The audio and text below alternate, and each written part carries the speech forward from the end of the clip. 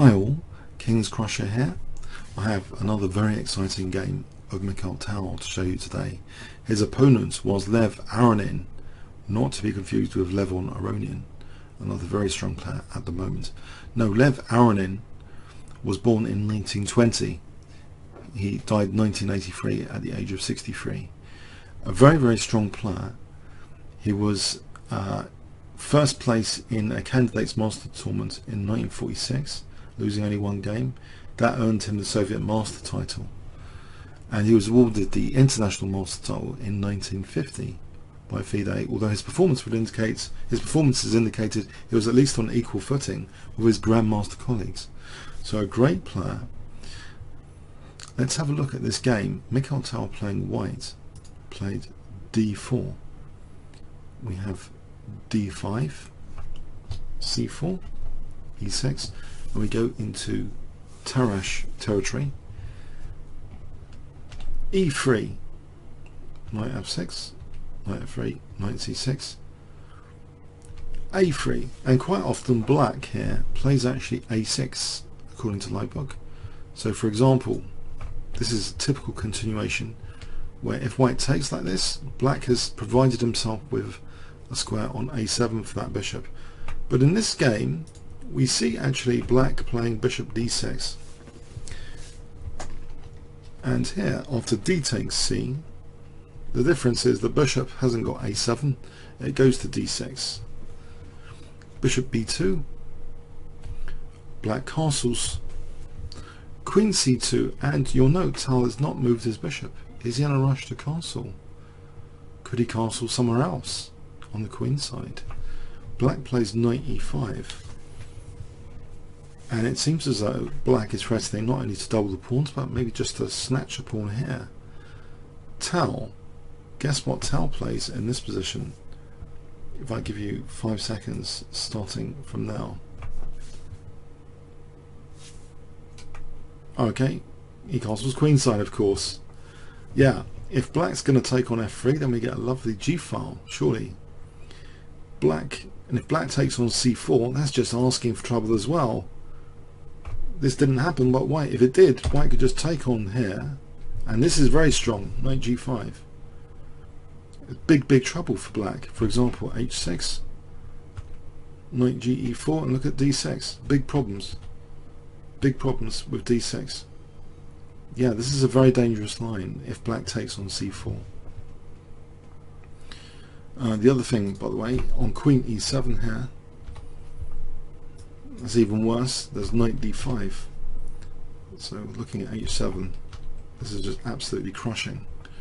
So black, wisely, there's two very dangerous moves for his king safety. He actually just plays queen e7, and now knight b5, trying to pick off that dark square bishop, and also threatening to win a piece on e5. So black actually decides to just retreat the knight. He accepts the loss of the dark squared bishop,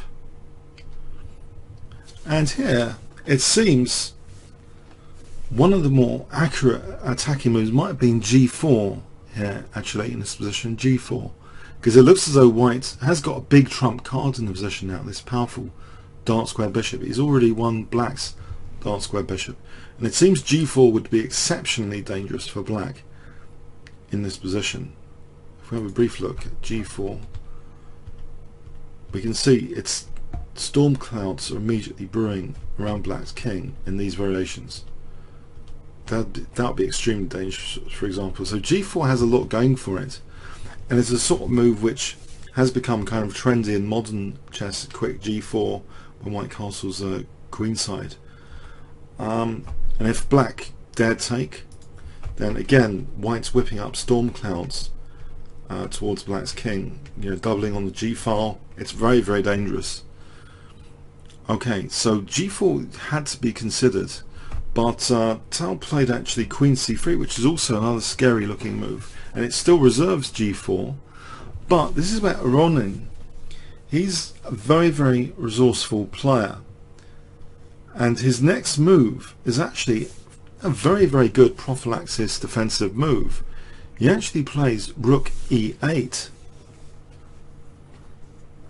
with the idea of defending g7 with the queen, we have g4.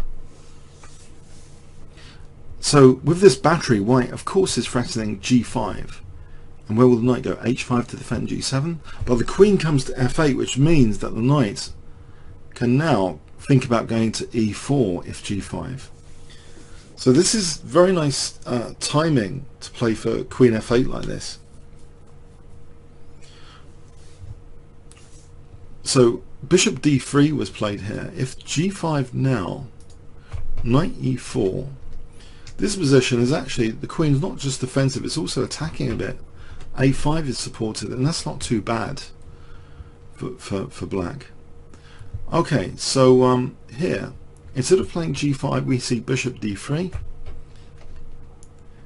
It's clearly black doesn't want to take that pawn with his king there. So we have knight b6. Instead, black with knight b6 is releasing the bishop a bit, and the knight is either threatening to fork these two guys, take out that battery, or maybe just take on c4 and hope to use the c file.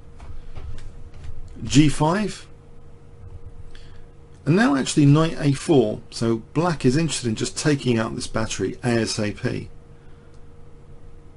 Now here there is an alternative to Tal's choice, which was king takes b2. G takes f6 is also interesting to consider. For example, like this line is interesting.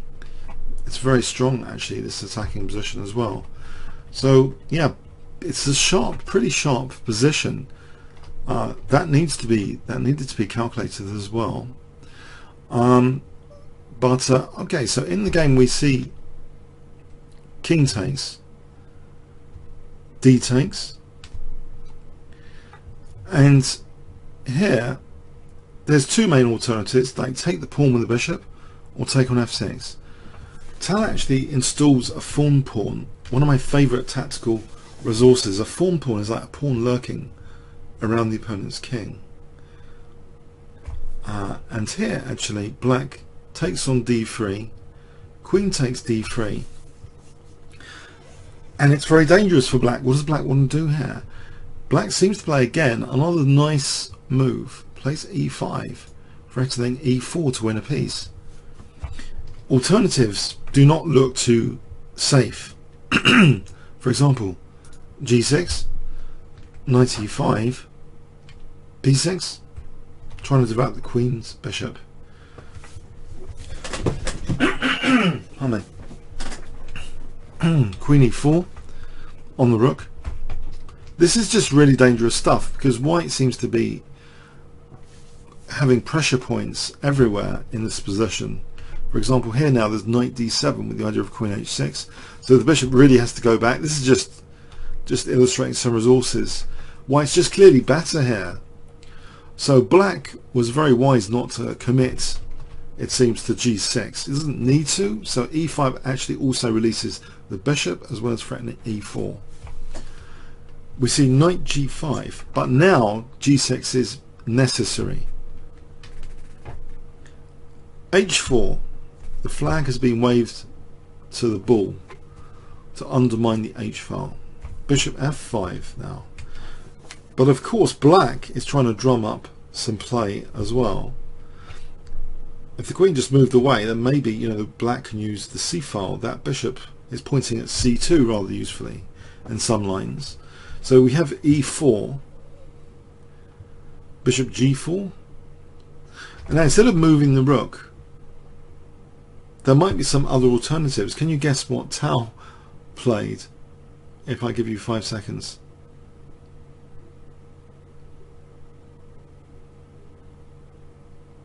He plows on with things with h5. It's far too dangerous to take this bishop on d1. Black played rook ad8, which might be the case of the wrong rook. But before we get into that, what if black took on d1? This position, you can see the power of the thorn pawn demonstrated in some of the variations here. H takes, for example. If fg, queen c4 check, is termination for black. King h8, there's rook takes h7. That's termination to take with the f pawn, and to take with the h pawn, queen takes is devastating as well. Can you see why? Here, what does white play in this position if I give you 5 seconds? Again, the power of this thorn pawn is demonstrated a bit. 5 seconds here, white's play. Check. This is a killer tactic. Check, mate. So very dangerous position. So black, yeah, wisely didn't take on d1, but this might have been a slightly better rook to use.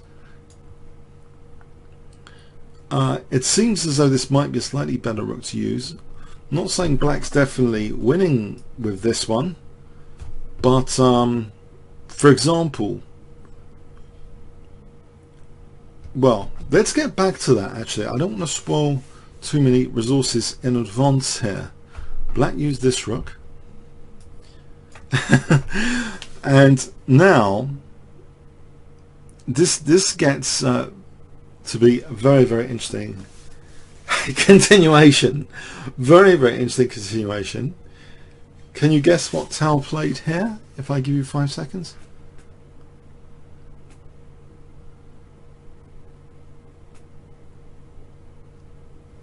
Okay, h takes g, believe it or not. H takes g.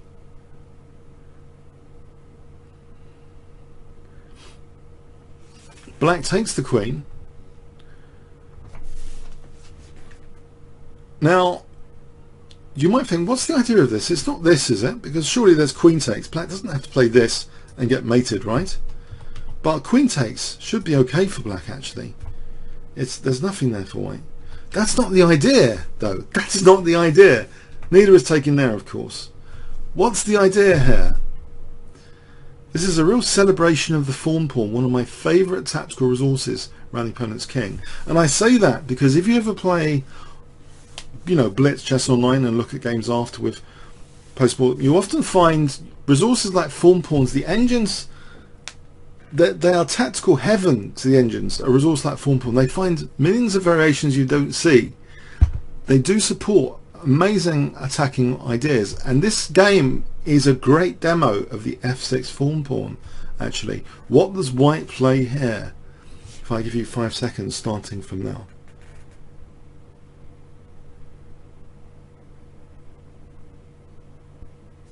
Okay, rook takes d3. Very, very calm. Black's always got these two options, but are they any good? Black chose h takes g. If he chooses f takes g, f7 check, and you see why that could have been the wrong rook. If the other rook had been, if this rook had been used, there wouldn't be this variation with f7 check, winning a rook there. This is actually okay for white. This variation wouldn't exist if the other rook had been used. There's actually, in Fisher's classic book, 60 Memorable Games, a quotation like the wrong rook. So this might be like one of those cases that black had the right idea. If he'd used rook d8, this variation really is somewhat different. This here is not like, it's somewhat different anyway. But anyway, let's go to the game again. So we have rook takes d3. So f takes in this line with the rook there. It's kind of ruled out. So we have h takes g. And now an incredibly calm idea indeed. Black is going to snuff out this h file with bishop h5 if white's not careful. So this could help explain the logic behind this next move. If black snuffs out the h file, then he's just going to carry on with his own attack soon. So what does white do here? If I give you 5 seconds in this position.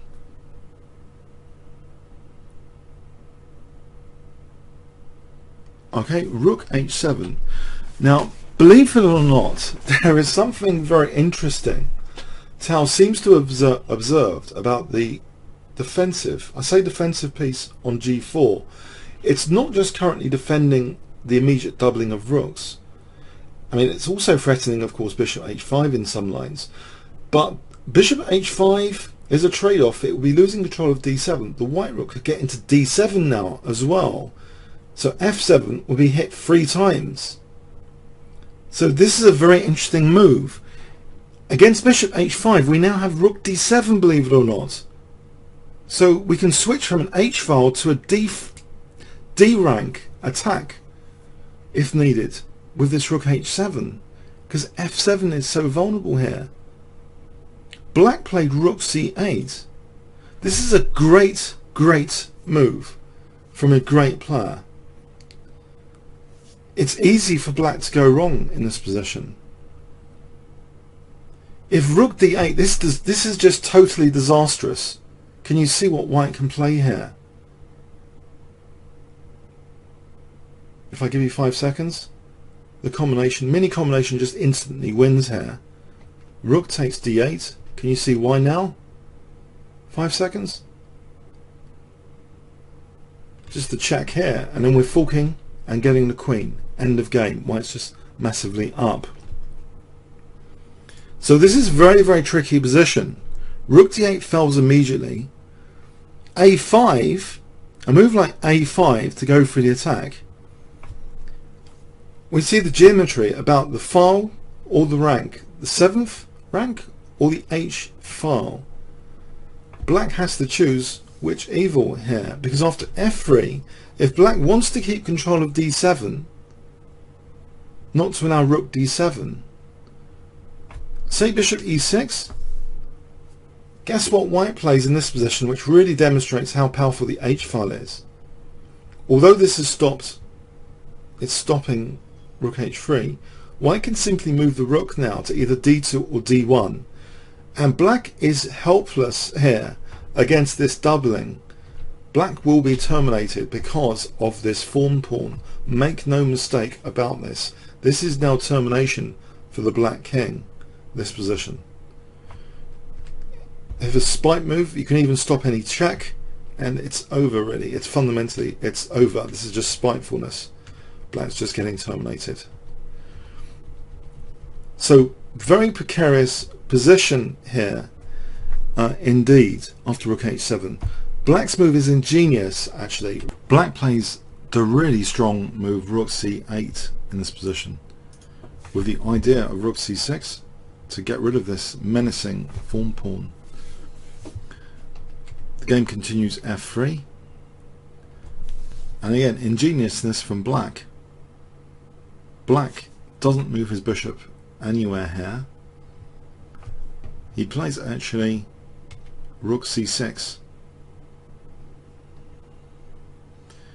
Yep, wanting to take out this thorn pawn. If the bishop moved to e6, then rook d1 or rook d2, and again this h-file attack is unstoppable basically. And if bishop h5, again this idea of rook d7 then emerges, that weakness to the last move, followed by this is devastating for black. So best play, black played actually after f3, black just played rook c6, just letting the bishop go.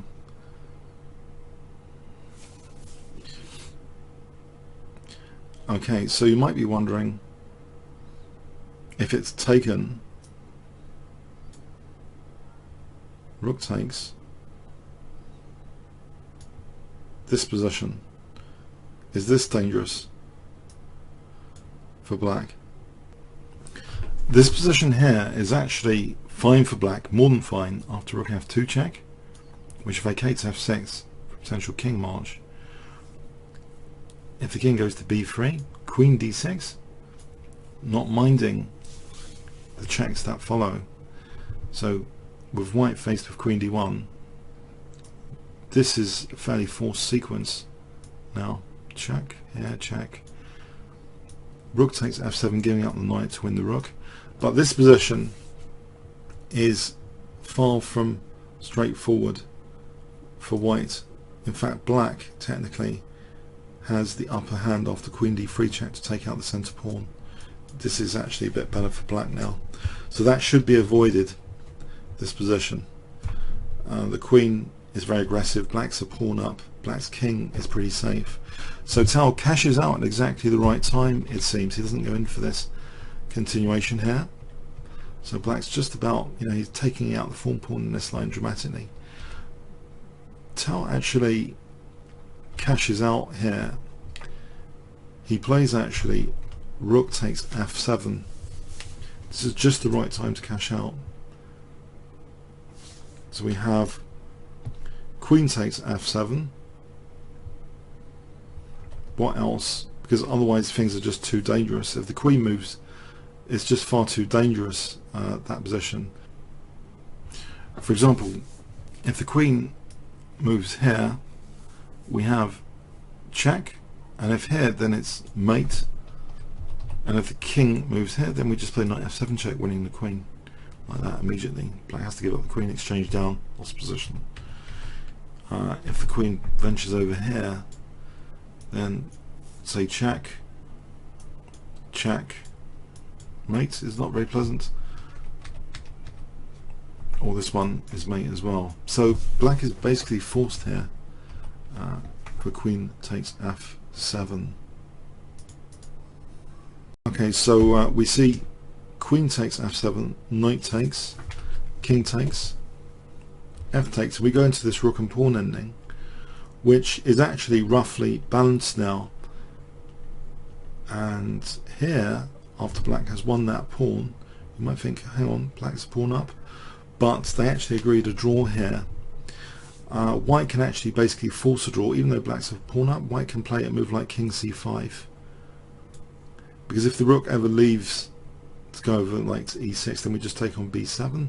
If the rook goes here, king d5, and if the rook goes back to protect that pawn, white can either, probably white can just force a draw. Probably best is just to play king c5 rather than take this, because then rook takes b4 and g5 and stuff. So king c5 holds this pawn and threatens this pawn again. So white can basically can force a draw if he wants in this final position.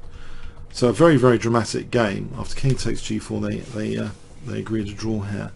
So it ends as abruptly as a Hitchcock movie or something. When the tensions vanish, then it's like immediately ended. The Hitchcock movie, the master of tension is gone. The Hitchcock known as the master of keeping the tension, but when the tension goes, the game ends. It's a bit like this game. So yeah, I hope you enjoyed that one. It's a lot of themes like the fawn pawn demonstrated. A very, very interesting creative queen sack. Very, very interesting use of either the H file or the 7th rank. So that bishop wasn't able to, in some lines, cope with both responsibilities. But black was really quite ingenious.